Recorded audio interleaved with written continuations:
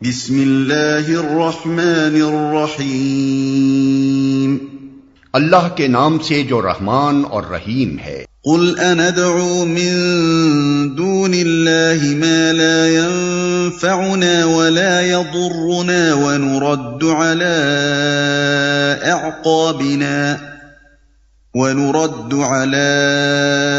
أعقابنا بعد إذ هدانا الله كالذي استهوته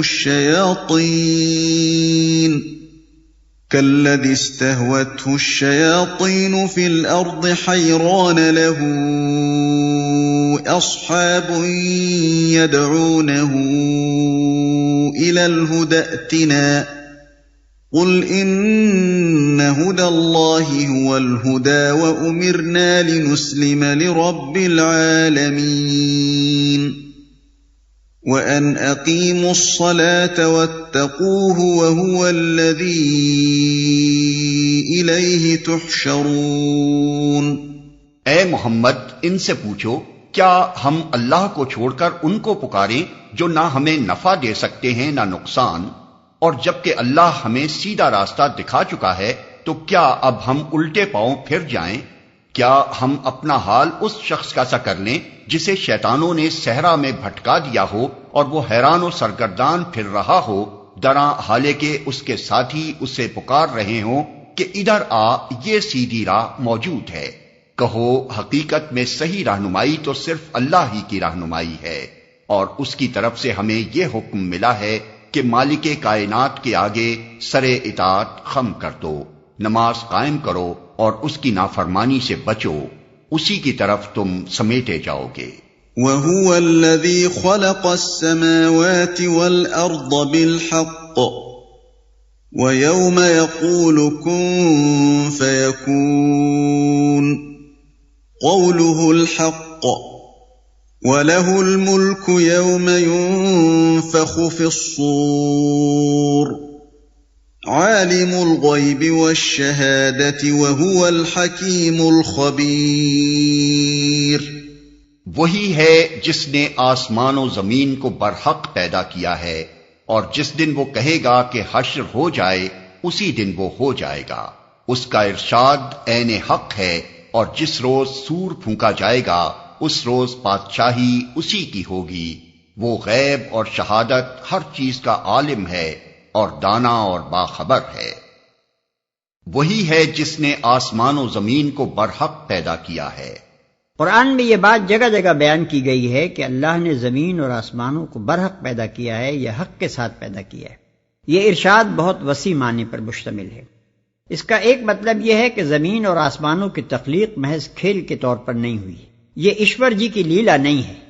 یہ کسی بچے کا کھلونا نہیں ہے کہ محض دل بہلانے کے لیے وہ اس سے کھیلتا رہے اور پھر یوں ہی اسے توڑ پھوڑ کر پھینک دے۔ دراصل یہ ایک نہایت سنجیدہ کام ہے جو حکمت کی بنا پر کیا گیا ہے، ایک مقصد عظیم اس کے اندر کار فرما ہے، اور اس کا ایک دور گزر جانے کے بعد ناگزیر ہے کہ خالق اس پورے کام کا حساب لے جو اس دور میں انجام پایا ہو،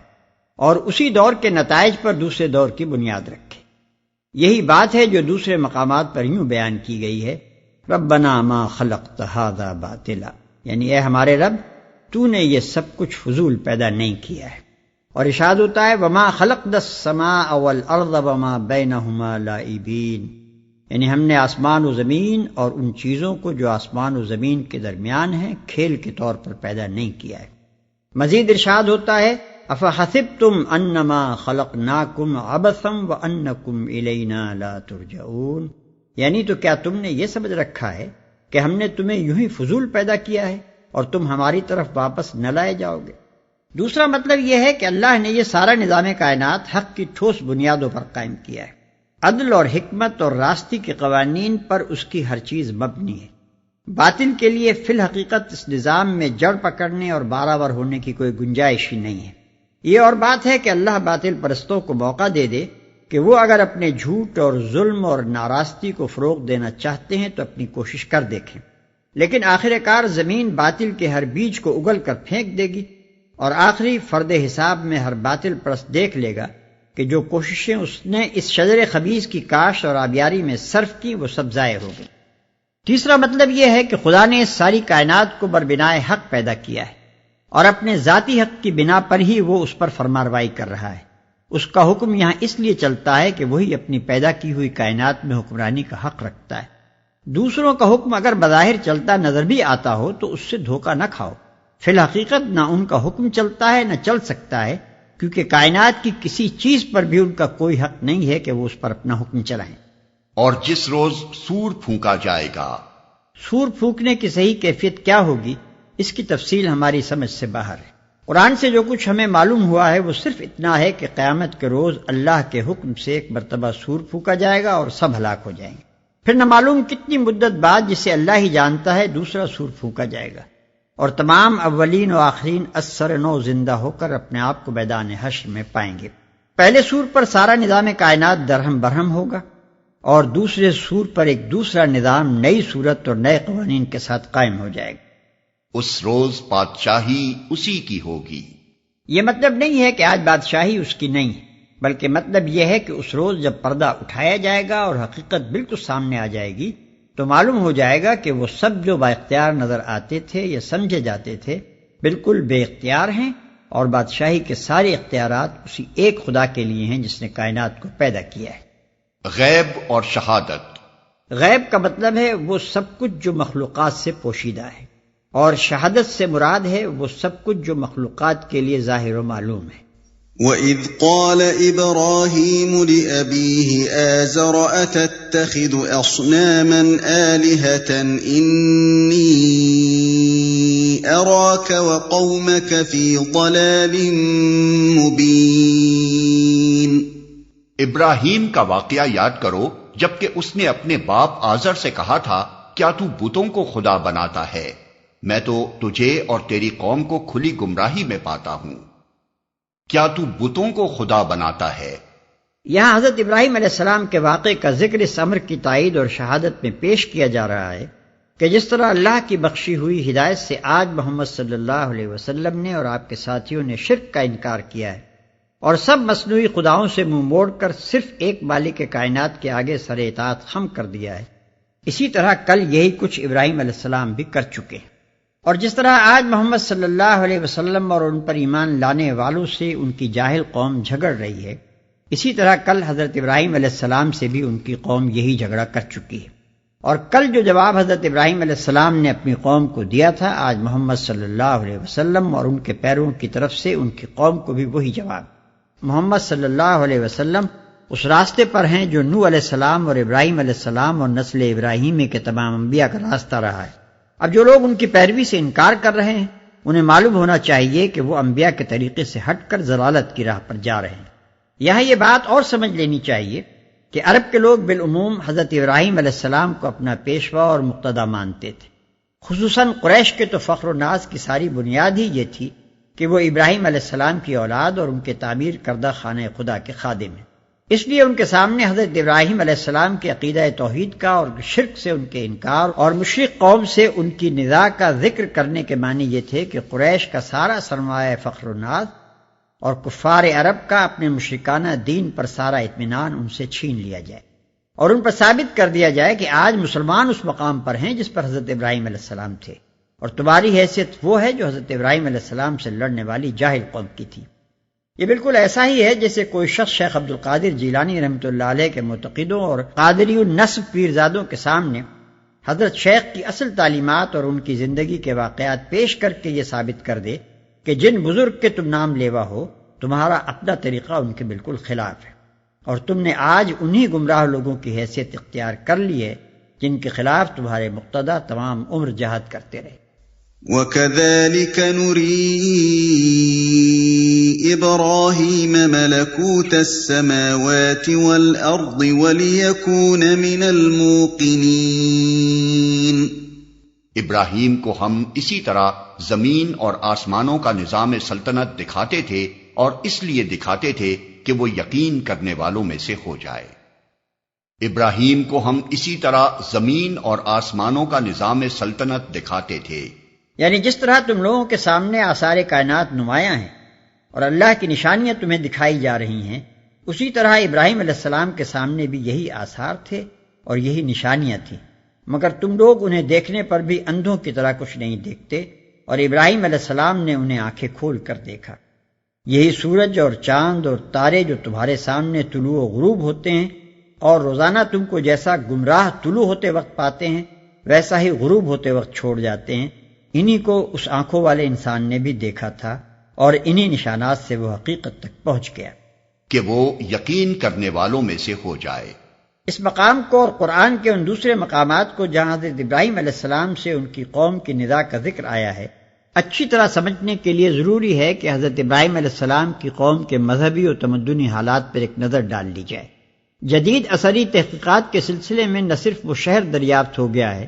جہاں حضرت ابراہیم علیہ السلام پیدا ہوئے تھے، بلکہ دور ابراہیمی میں اس علاقے کے لوگوں کی جو حالت تھی اس پر بھی بہت کچھ روشنی پڑی ہے۔ سر لیونارڈ وولی نے اپنی کتاب ابراہم لندن 1935 میں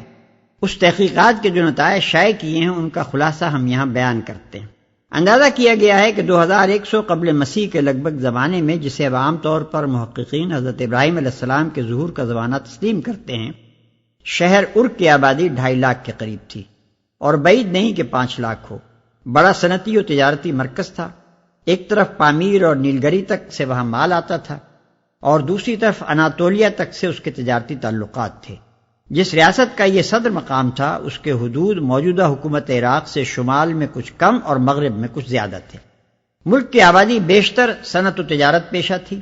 اس عہد کی جو تحریرات آثار قدیمہ کے کھنڈروں میں دستیاب ہوئی ہیں ان سے معلوم ہوتا ہے کہ زندگی میں ان لوگوں کا نقطہ نظر خالص مادہ پرستانہ تھا۔ دولت کمانا اور زیادہ سے زیادہ آسائش فراہم کرنا ان کا سب سے بڑا مقصد حیات تھا۔ سود خواری کثرت سے پھیلی ہوئی تھی، سخت کاروباری قسم کے لوگ تھے، ہر ایک دوسرے کو شک کی نگاہ سے دیکھتا تھا اور آپس میں بہت مقدمہ بازیاں ہوتی تھیں۔ اپنے خداؤں سے ان کی دعائیں زیادہ تر درازی عمر، خوشحالی اور کاروبار کی ترقی سے متعلق ہوا کرتی تھیں۔ آبادی 3 طبقوں پر مشتمل تھی۔ ایک امیلو، یہ اونچے طبقے کے لوگ تھے جن میں پجاری، حکومت کے عہدیدار اور فوجی افسر وغیرہ شامل تھے۔ دوسرے مشکینو، یہ تجار، اہل صنعت اور زراعت پیشہ لوگ تھے۔ 3 اردو یعنی غلام، ان میں سے پہلے طبقے یعنی امیلوں کو خاص امتیازات حاصل تھے، ان کے فوجداری اور دیوانی حقوق دوسروں سے مختلف تھے اور ان کی جان و مال کی قیمت دوسروں سے بڑھ کر تھی۔ یہ شہر اور یہ معاشرہ تھا جس میں حضرت ابراہیم علیہ السلام نے آنکھیں کھولی۔ ان کا اور ان کے خاندان کا جو حال ہمیں تلمود میں ملتا ہے اس سے معلوم ہوتا ہے کہ وہ امیلو طبقے کے ایک فرد تھے اور ان کا باپ ریاست کا سب سے بڑا عہدیدار تھا۔ ار کے کتبات میں تقریباً 5000 خداؤں کے نام ملتے ہیں۔ ملک کے مختلف شہروں کے الگ الگ خدا تھے۔ ہر شہر کا ایک خاص محافظ خدا ہوتا تھا جو رب البلد، مہادیو یا رئیس الالہ سمجھا جاتا تھا اور اس کا احترام دوسرے معبودوں سے زیادہ ہوتا تھا۔ ار کا رب البلد ننار یعنی چاند دیوتا تھا، اور اسی مناسبت سے بعد کے لوگوں نے اس شہر کا نام قمرینہ بھی لکھا ہے۔ دوسرا بڑا شہر لرسا تھا جو بعد میں ار کے بجائے مرکز سلطنت ہوا۔ اس کا رب البلد شماش سورج دیوتا تھا۔ ان بڑے خداؤں کے ماتحت بہت سے چھوٹے خدا بھی تھے جو زیادہ تر آسمانی تاروں اور سیاروں میں سے اور کمتر زمین سے منتخب کیے گئے تھے، اور لوگ اپنی مختلف فروعی ضروریات ان سے متعلق سمجھتے تھے۔ ان آسمانی اور زمینی دیوتاؤں اور دیویوں کی شبیہیں بتوں کی شکل میں بنا لی گئی تھیں اور تمام مراسم عبادت انہی کے آگے بجا لائے جاتے تھے۔ ننار کا بت ار میں سب سے اونچی پہاڑی پر ایک عالیشان عمارت میں نصب تھا۔ اسی کے قریب ننار کی بیوی ننگل کا معبد تھا۔ ننار کے معبد کی شان ایک شاہی محل سرا کسی تھی۔ اس کی خوابگاہ میں روزانہ رات کو ایک پجارن جا کر اس کی دلہن بنتی تھی۔ مندر میں بکثرت عورتیں دیوتا کے نام پر وقف تھیں اور ان کی حیثیت دیوداسیوں یعنی ریلیجس پروسٹیٹیوٹس کی سی تھی۔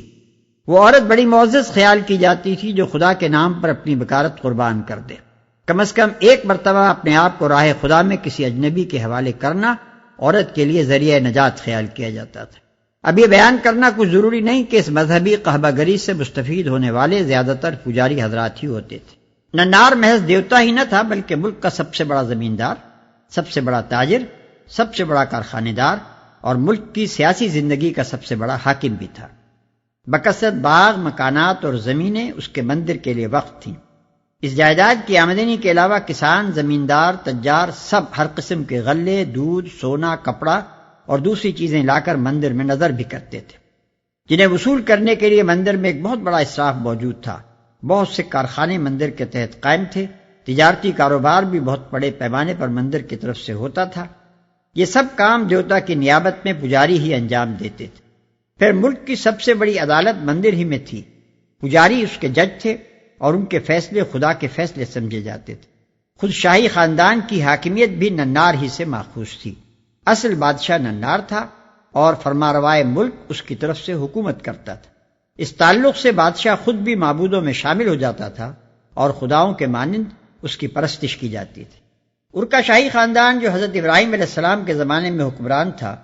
اس کے بانی اول کا نام ارنمو تھا، جس نے 2300 برس قبل مسیح میں ایک وسیع سلطنت قائم کی تھی۔ اس کے حدود مملکت مشرق میں سوسا سے لے کر مغرب میں لبنان تک پھیلے ہوئے تھے۔ اسی سے اس خاندان کو نمو کا نام ملا، جو عربی میں جا کر نمرود ہو گیا۔ حضرت ابراہیم علیہ السلام کی ہجرت کے بعد اس خاندان اور اس قوم پر مسلسل تباہی نازل ہونی شروع ہوئی۔ پہلے اعلامیوں نے ار کو تباہ کیا اور نمرود کے ننار کے بت سمیت پکڑ لیے گئے۔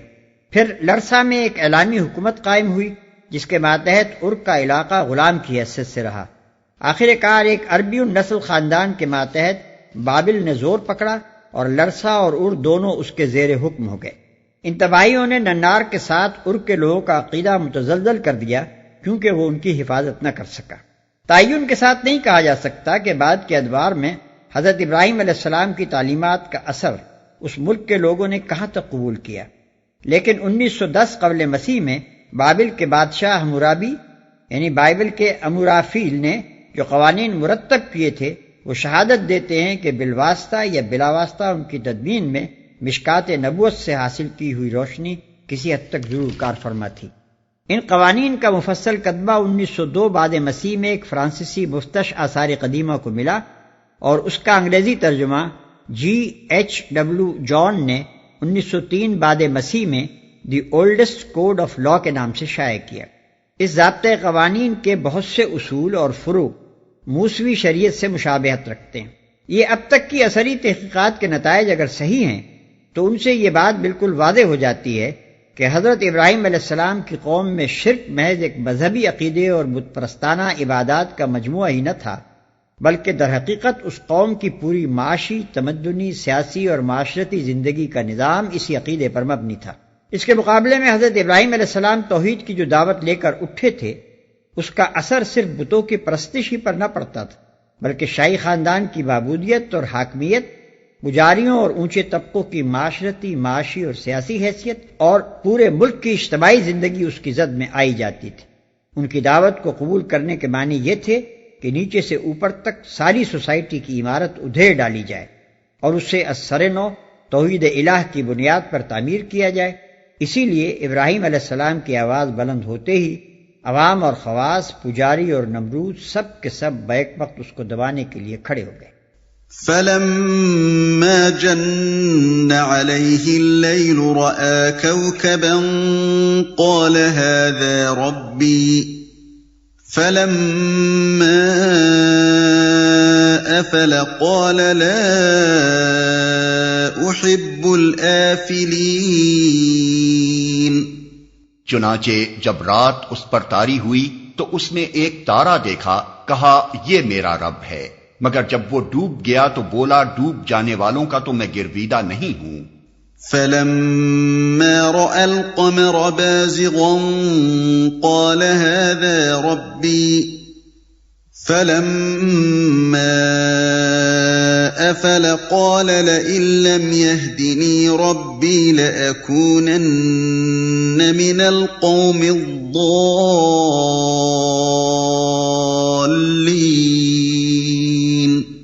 پھر جب چاند چمکتا نظر آیا تو کہا یہ ہے میرا رب، مگر جب وہ بھی ڈوب گیا تو کہا اگر میرے رب نے میری رہنمائی نہ کی ہوتی تو میں بھی گمراہ لوگوں میں شامل ہو گیا ہوتا۔ فَلَمَّا رَأَى الشَّمْسَ بَازِغَةً قَالَ هَٰذَا رَبِّي هَٰذَا أَكْبَرُ فَلَمَّا أَفَلَتْ قَالَ يَا قَوْمِ إِنِّي بَرِيءٌ مِّمَّا تُشْرِكُونَ۔ پھر جب سورج کو روشن دیکھا تو کہا یہ ہے میرا رب، یہ سب سے بڑا ہے۔ مگر جب وہ بھی ڈوبا تو ابراہیم پکار اٹھا، اے برادران قوم، میں ان سب سے بیزار ہوں جنہیں تم خدا کا شریک ٹھہراتے ہو۔ یہاں حضرت ابراہیم علیہ السلام کے اس ابتدائی تفکر کی کیفیت بیان کی گئی ہے جو منصب نبوت پر سرفراز ہونے سے پہلے ان کے لیے حقیقت تک پہنچنے کا ذریعہ بنا۔ اس میں بتایا گیا ہے کہ ایک صحیح الدماغ اور سلیم النظر انسان جس نے سراسر شرک کے ماحول میں آنکھیں کھولی تھیں اور جسے توحید کی تعلیم کہیں سے حاصل نہ ہو سکتی تھی، کس طرح آثار کائنات کا مشاہدہ کر کے اور ان پر غور و فکر اور ان سے صحیح استدلال کر کے امر حق معلوم کرنے میں کامیاب ہو گیا۔ اوپر قوم ابراہیم کے جو حالات بیان کیے گئے ہیں ان پر ایک نظر ڈالنے سے یہ معلوم ہو جاتا ہے کہ حضرت ابراہیم علیہ السلام نے جب ہوش سنبھالا تھا تو ان کے گرد و پیش ہر طرف چاند، سورج اور تاروں کی خدائی کے ڈنکے بج رہے تھے۔ اس لیے قدرتی طور پر حضرت ابراہیم علیہ السلام کی جستجو حقیقت کا آغاز اسی سوال سے ہونا چاہیے تھا کہ کیا فی الواقع ان میں سے کوئی رب ہو سکتا ہے؟ اسی مرکزی سوال پر انہوں نے غور و فکر کیا اور آخر کار اپنی قوم کے سارے خداؤں کو ایک اٹل قانون کے تحت غلاموں کی طرح گردش کرتے دیکھ کر وہ اس نتیجے پر پہنچ گئے کہ جن جن کے رب ہونے کا دعویٰ کیا جاتا ہے ان میں سے کسی کے اندر بھی ربوبیت کا شائبہ تک نہیں ہے۔ رب صرف وہی ایک ہے جس نے ان سب کو پیدا کیا اور بندگی پر مجبور کیا ہے۔ اس قصے کے الفاظ سے عام طور پر لوگوں کے ذہن میں ایک شبہ پیدا ہوتا ہے۔ یہ جو ارشاد ہوا ہے کہ جب رات تاری ہوئی تو اس نے ایک تارا دیکھا اور جب وہ ڈوب گیا تو یہ کہا، پھر چاند دیکھا اور جب وہ ڈوب گیا تو پھر یہ کہا، پھر سورج دیکھا اور جب وہ بھی ڈوب گیا تو یہ کہا، اس پر ایک عام ناظر کے ذہن میں فوراً یہ سوال کھٹکتا ہے کہ کیا بچپن سے آنکھ کھولتے ہی روزانہ حضرت ابراہیم علیہ السلام پر رات تاری نہ ہوتی رہی تھی، اور کیا وہ ہر روز چاند تاروں اور سورج کو طلوع و غروب ہوتے نہ دیکھتے تھے؟ ظاہر ہے کہ یہ غور و فکر تو انہوں نے سن رشد کو پہنچنے کے بعد ہی کیا ہوگا۔ پھر یہ قصہ اس طرح کیوں بیان کیا گیا ہے کہ جب رات ہوئی تو یہ دیکھا اور دن نکلا تو یہ دیکھا؟ گویا اس واقعے سے پہلے انہیں یہ چیزیں دیکھنے کا اتفاق نہ ہوا تھا، حالانکہ ایسا ہونا صریحاً مستبعد ہے۔ یہ شبہ بعض لوگوں کے لیے اس قدر ناقابل حل بن گیا کہ اسے دفع کرنے کی کوئی صورت انہیں اس کے سوا نظر نہ آئی کہ حضرت ابراہیم علیہ السلام کی پیدائش اور پرورش کے متعلق ایک غیر معمولی قصہ تصنیف کریں۔ چنانچہ بیان کیا جاتا ہے کہ حضرت ابراہیم علیہ السلام کی پیدائش اور پرورش غار میں ہوئی تھی، جہاں سن رشد کو پہنچنے تک وہ چاند، تاروں اور سورج کے مشاہدے سے محروم رکھے گئے تھے۔ حالانکہ بات بالکل صاف ہے اور اس کو سمجھنے کے لیے اس نوعیت کی کسی داستان کی ضرورت نہیں ہے۔ نیوٹن کے متعلق مشہور ہے کہ اس نے باغ میں ایک سیب کو درخت سے گرتے دیکھا اور اس سے اس کا ذہن اچانک اس سوال کی طرف متوجہ ہو گیا کہ اشیاء آخر زمین پر ہی کیوں گرا کرتی ہیں۔ یہاں تک کہ غور کرتے کرتے وہ قانون جذب و کشش کے استنباط تک پہنچ گیا۔ سوال پیدا ہوتا ہے کہ کیا اس واقعے سے پہلے نیوٹن نے کبھی کوئی چیز زمین پر گرتے نہیں دیکھی تھی؟ ظاہر ہے کہ ضرور دیکھی ہوگی اور بارہا دیکھی ہوگی۔ پھر کیا وجہ ہے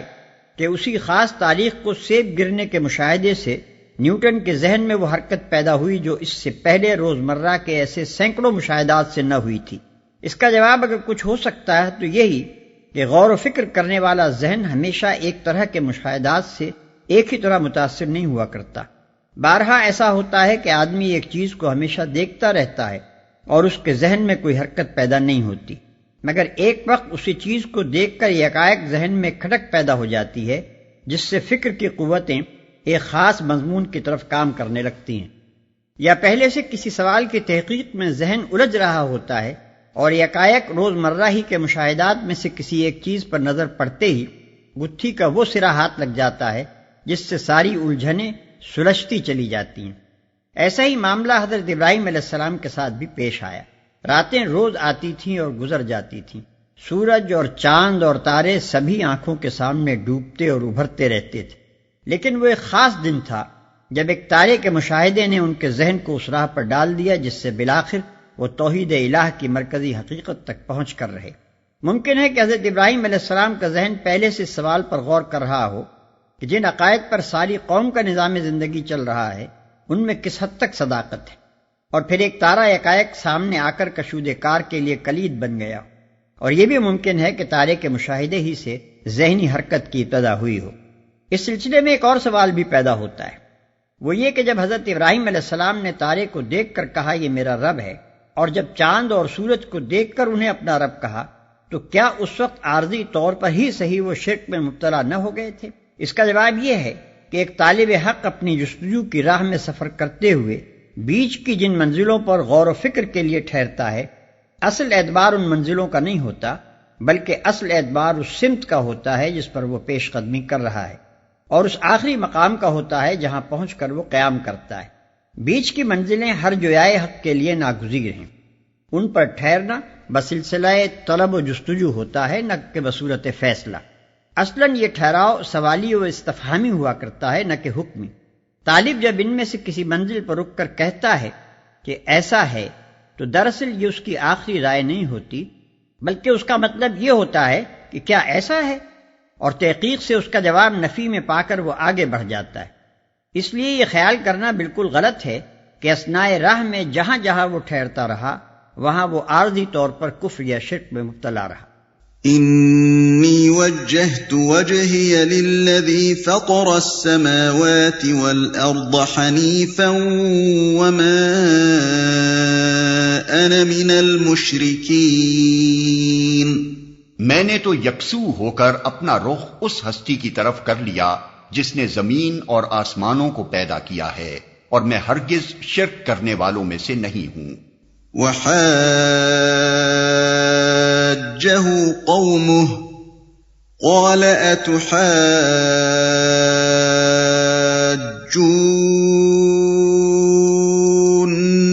في الله وقد هدان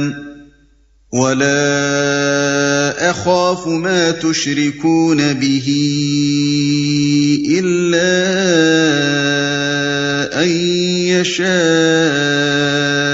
ربي شيئا وسع ربي كل شيء علما افلا تتذكرون۔ اس کی قوم اس سے جھگڑنے لگی تو اس نے قوم سے کہا، کیا تم لوگ اللہ کے معاملے میں مجھ سے جھگڑتے ہو، حالانکہ اس نے مجھے راہ راست دکھا دی ہے، اور میں تمہارے ٹھہرائے ہوئے شریکوں سے نہیں ڈرتا۔ ہاں، اگر میرا رب کچھ چاہے تو وہ ضرور ہو سکتا ہے، میرے رب کا علم ہر چیز پر چھایا ہوا ہے، پھر کیا تم ہوش میں نہ آؤ گے؟ اس میں لفظ تذکر استعمال ہوا ہے، جس کا صحیح مفہوم یہ ہے کہ ایک شخص جو غفلت اور بھلاوے میں پڑا ہوا ہو وہ چونک کر اس چیز کو یاد کر لے جس سے وہ غافل تھا۔ اسی لیے ہم نے افلا تتذکرون کا یہ ترجمہ کیا ہے۔ حضرت ابراہیم علیہ السلام کے ارشاد کا مطلب یہ تھا کہ تم جو کچھ کر رہے ہو تمہارا اصلی و حقیقی رب اس سے بے خبر نہیں ہے، اس کا علم ساری چیزوں پر وسیع ہے، پھر کیا اس حقیقت سے واقف ہو کر بھی تمہیں ہوش نہ آئے گا؟ وَكَيْفَ أَخَافُ مَا أَشْرَكْتُمْ وَلَا تَخَافُونَ أَنَّكُمْ أَشْرَكْتُمْ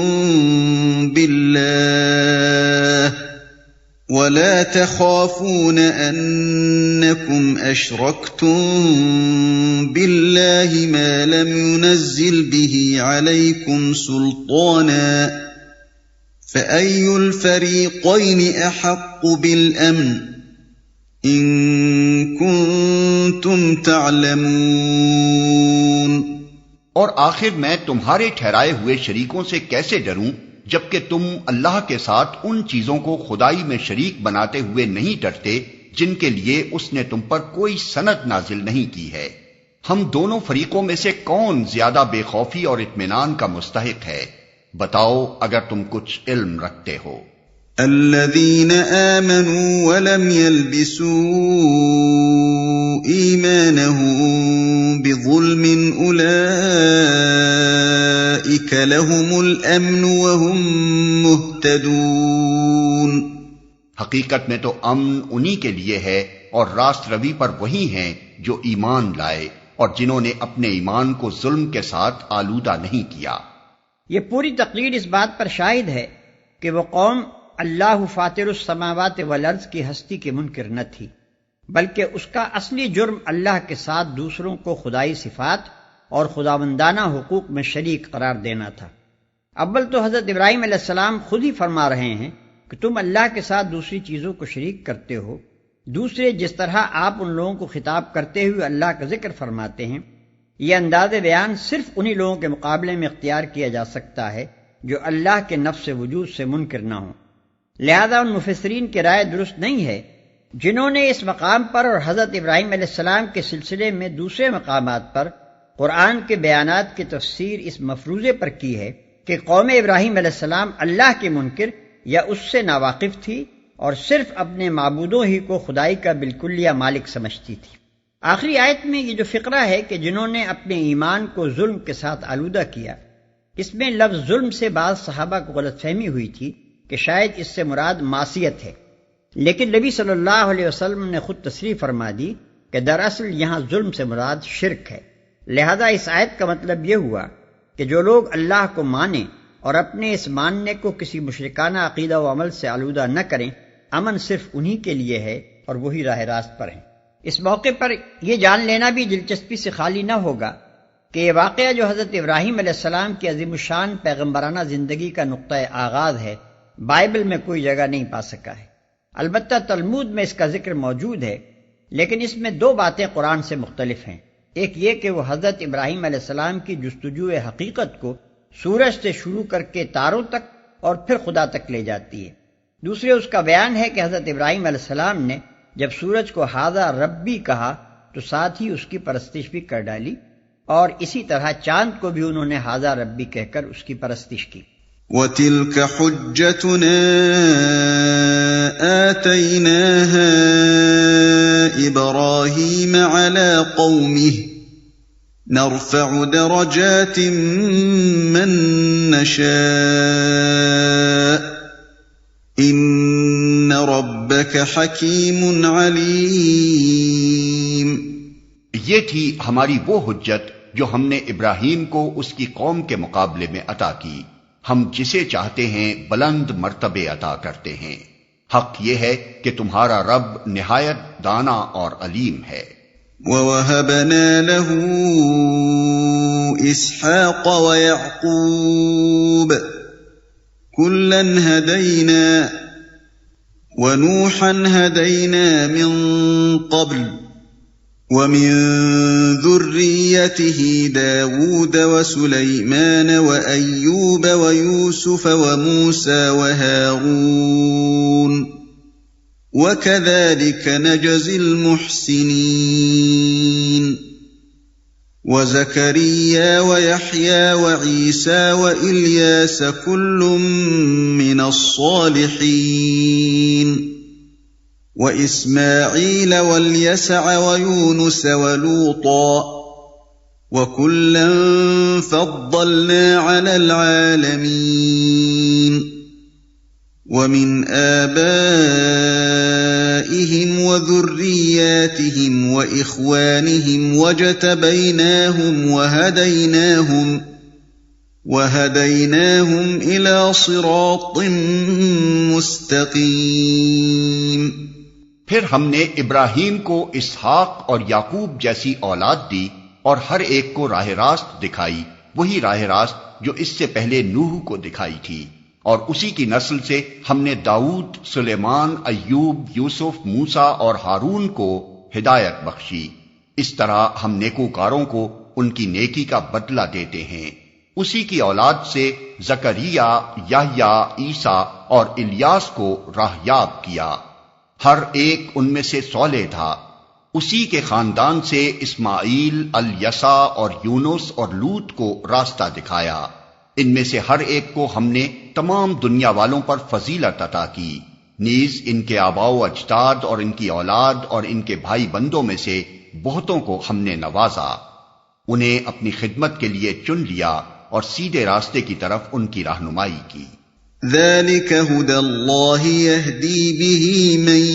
يَشَاءُ مِنْ عِبَادِهِ وَلَوْ أَشْرَكُوا لَحَبِطَ عَنْهُمْ مَا كَانُوا يَعْمَلُونَ۔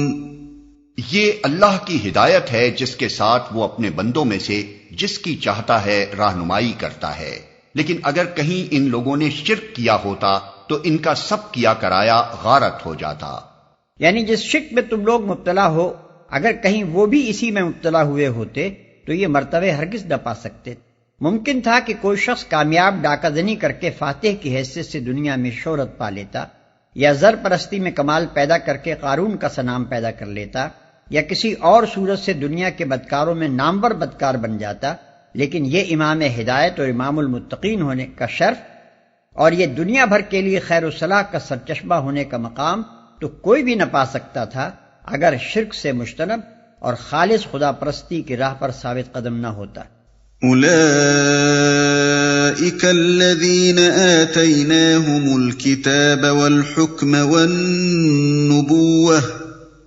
فإن يكفر بها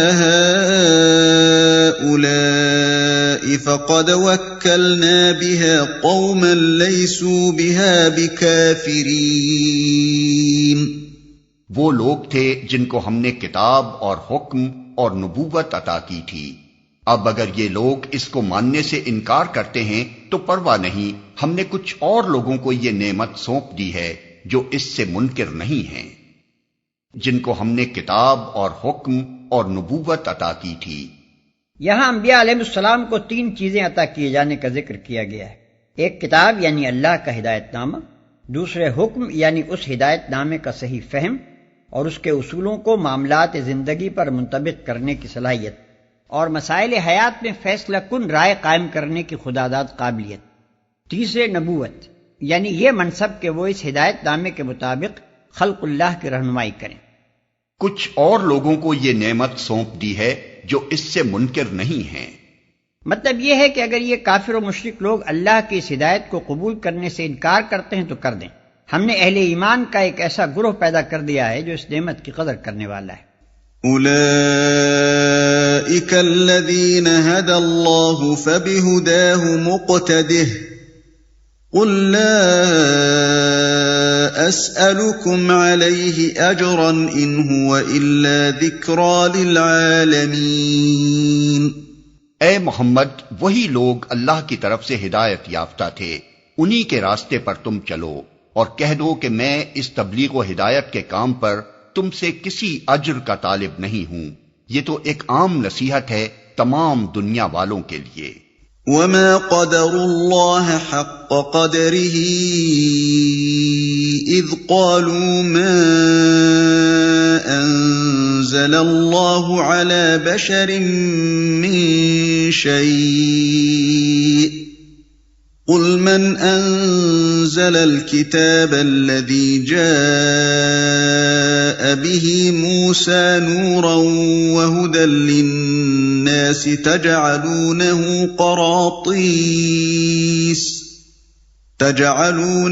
قراطيس تبدونها وتخفون كثيرا وعلمتم ما لم تعلموا أنتم ولا آباؤكم قل الله ثم ذرهم في خوضهم يلعبون۔ ان لوگوں نے اللہ کا بہت غلط اندازہ لگایا جب کہا کہ اللہ نے کسی بشر پر کچھ نازل نہیں کیا ہے۔ ان سے پوچھو پھر وہ کتاب جسے موسیٰ لایا تھا جو تمام انسانوں کے لیے روشنی اور ہدایت تھی، جسے تم پارا پارا کر کے رکھتے ہو، کچھ دکھاتے ہو اور بہت کچھ چھپا جاتے ہو، اور جس کے ذریعے سے تم کو وہ علم دیا گیا جو نہ تمہیں حاصل تھا اور نہ تمہارے باپ دادا کو، آخر اس کا نازل کرنے والا کون تھا؟ بس اتنا کہہ دو کہ اللہ، پھر انہیں اپنی دلیل بازیوں سے کھیلنے کے لیے چھوڑ دو۔ ان لوگوں نے اللہ کا بہت غلط اندازہ لگایا جب کہا کہ اللہ نے کسی بشر پر کچھ نازل نہیں کیا ہے۔ پچھلے سلسلہ بیان اور بعد کی جوابی تقریر سے صاف مترشح ہوتا ہے کہ یہ قول یہودیوں کا تھا، چونکہ نبی صلی اللہ علیہ وسلم کا دعویٰ یہ تھا کہ میں نبی ہوں اور مجھ پر کتاب نازل ہوئی ہے، اس لیے قدرتی طور پر کفار قریش اور دوسرے مشرکین عرب اس دعوے کی تحقیق کے لیے یہود و نصارہ کی طرف رجوع کرتے تھے اور ان سے پوچھتے تھے کہ تم بھی اہل کتاب ہو، پیغمبروں کو مانتے ہو، بتاؤ کیا واقعی اس شخص پر اللہ کا کلام نازل ہوا ہے؟ پھر جو کچھ جواب وہ دیتے اسے نبی صلی اللہ علیہ وسلم کے سرگرم مخالفین جگہ جگہ بیان کر کے لوگوں کو برگشتہ کرتے پھرتے تھے۔ اسی لیے یہاں یہودیوں کے اس قول کو، جسے مخالفین اسلام نے حجت بنا رکھا تھا، نقل کر کے اس کا جواب دیا جا رہا ہے۔ شبہ کیا جا سکتا ہے کہ ایک یہودی جو خود تورات کو خدا کی طرف سے نازل شدہ کتاب مانتا ہے، یہ کیسے کہہ سکتا ہے کہ خدا نے کسی بشر پر کچھ نازل نہیں کیا؟ لیکن یہ شبہ صحیح نہیں ہے، اس لیے کہ ضد اور ہٹ دھرمی کی بنا پر بسا اوقات آدمی کسی دوسرے کی سچی باتوں کو رد کرنے کے لیے ایسی باتیں بھی کہہ جاتا ہے جن سے خود اس کی اپنی مسلمہ صداقتوں پر بھی زد پڑ جاتی ہے۔ یہ لوگ محمد صلی اللہ علیہ وسلم کی نبوت کو رد کرنے پر تلے ہوئے تھے اور اپنی مخالفت کے جوش میں اس قدر اندھے ہو جاتے تھے کہ حضور صلی اللہ علیہ وسلم کی رسالت کی تردید کرتے کرتے خود رسالت ہی کی تردید کر گزرتے تھے۔ اور یہ جو فرمایا کہ لوگوں نے اللہ کا بہت غلط اندازہ لگایا، جب یہ کہا تو اس کا مطلب یہ ہے کہ انہوں نے اللہ کی حکمت اور اس کی قدرت کا اندازہ کرنے میں غلطی کی ہے۔ جو شخص یہ کہتا ہے کہ خدا نے کسی بشر پر علم حق اور ہدایت نامہ زندگی نازل نہیں کیا ہے،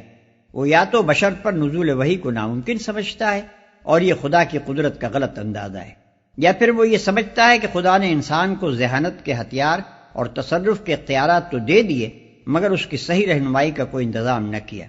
بلکہ اسے دنیا میں اندھا دھند کام کرنے کے لیے یوں ہی چھوڑ دیا، اور یہ خدا کی حکمت کا غلط اندازہ ہے۔ آخر اس کا نازل کرنے والا کون تھا؟ یہ جواب چونکہ یہودیوں کو دیا جا رہا ہے، اس لیے موسیٰ علیہ السلام پر تورات کے نزول کو دلیل کے طور پر پیش کیا گیا ہے، کیونکہ وہ خود اس کے قائل تھے۔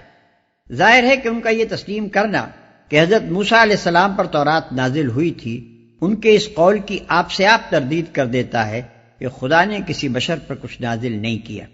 نیز اس سے کم از کم اتنی بات تو ثابت ہو جاتی ہے کہ بشر پر خدا کا کلام نازل ہو سکتا ہے اور ہو چکا ہے۔ وَهَذَا كِتَابٌ أَنزَلْنَاهُ مُبَارَكٌ مُصَدِّقُ الَّذِي بَيْنَ يَدَيْهِ وَلِتُنذِرَ أُمَّ الْقُرَى وَمَنْ حَوْلَهَا وَالَّذِينَ يُؤْمِنُونَ بِالْآخِرَةِ يُؤْمِنُونَ بِهِ وَهُمْ عَلَى صَلَاتِهِمْ يُحَافِظُونَ۔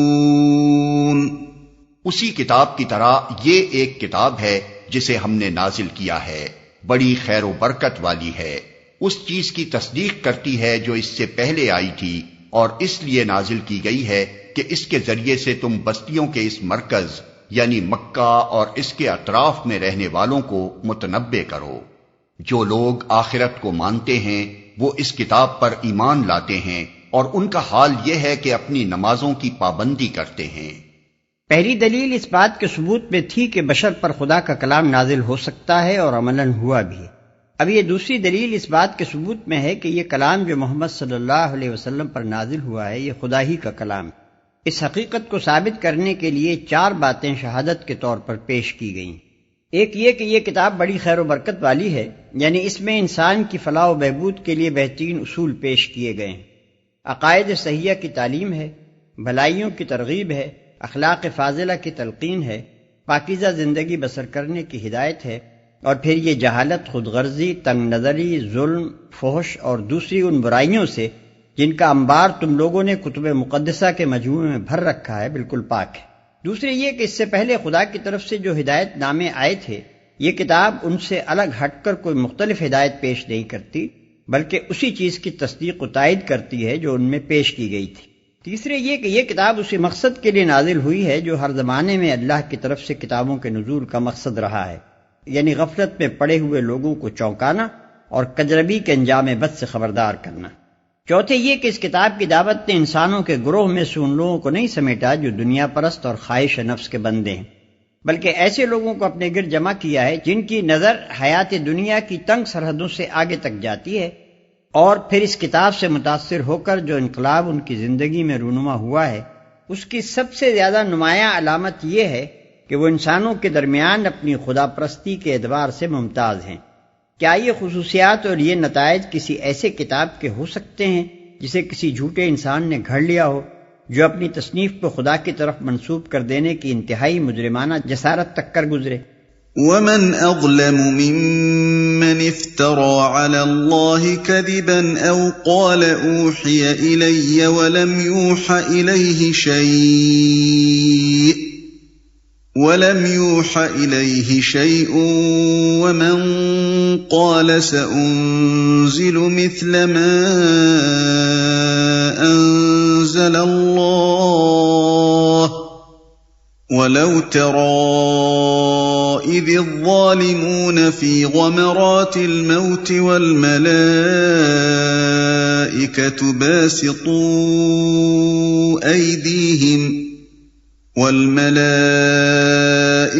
باسطوا أيديهم أخرجوا أنفسكم اليوم تجزون عذاب الهون بما كنتم تقولون على الله غير الحق وكنتم عن آياته تستكبرون۔ اور اس شخص سے بڑا ظالم اور کون ہوگا جو اللہ پر جھوٹا بہتان گھڑے یا کہے کہ مجھ پر وحی آئی ہے، جراں حالانکہ اس پر کوئی وحی نازل نہ کی گئی ہو، یا جو اللہ کی نازل کردہ چیز کے مقابلے میں کہے کہ میں بھی ایسی چیز نازل کر کے دکھا دوں گا۔ کاش تم ظالموں کو اس حالت میں دیکھ سکو جبکہ وہ سکرات موت میں ڈبکیاں کھا رہے ہوتے ہیں اور فرشتے ہاتھ بڑھا بڑھا کر کہہ رہے ہوتے ہیں کہ لاؤ نکالو اپنی جان، آج تمہیں ان باتوں کی پاداش میں ذلت کا عذاب دیا جائے گا جو تم اللہ پر تہمت رکھ کر ناحق بکا کرتے تھے اور اس کی آیات کے مقابلے میں سرکشی دکھاتے تھے۔ وَلَقَدْ جِئْتُمُونَا فُرَادَى كَمَا خَلَقْنَاكُمْ أَوَّلَ مَرَّةٍ وَتَرَكْتُمْ مَا خَوَّلْنَاكُمْ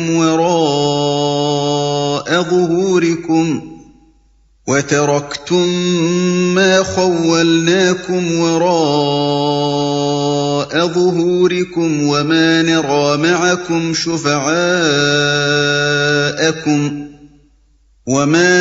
مَعَكُمْ شُفَعَاءَكُمُ الَّذِينَ زَعَمْتُمْ أَنَّهُمْ فِيكُمْ شُرَكَاءُ لَقَدْ تَقَطَّعَ بَيْنَكُمْ وَضَلَّ عَنكُمْ مَا كُنتُمْ تَزْعُمُونَ۔ اور اللہ فرمائے گا، لو اب تم ویسے ہی تنے تنہا ہمارے سامنے حاضر ہو گئے جیسا ہم نے تمہیں پہلی مرتبہ اکیلا پیدا کیا تھا۔ جو کچھ ہم نے تمہیں دنیا میں دیا تھا وہ سب تم پیچھے چھوڑ آئے ہو، اور اب ہم تمہارے ساتھ تمہارے ان سفارشیوں کو بھی نہیں دیکھتے جن کے متعلق تم سمجھتے تھے کہ تمہارے کام بنانے میں ان کا بھی کچھ حصہ ہے۔ تمہارے آپس کے سب رابطے ٹوٹ گئے اور وہ سب تم سے گم ہو گئے جن کا تم زام رکھتے تھے۔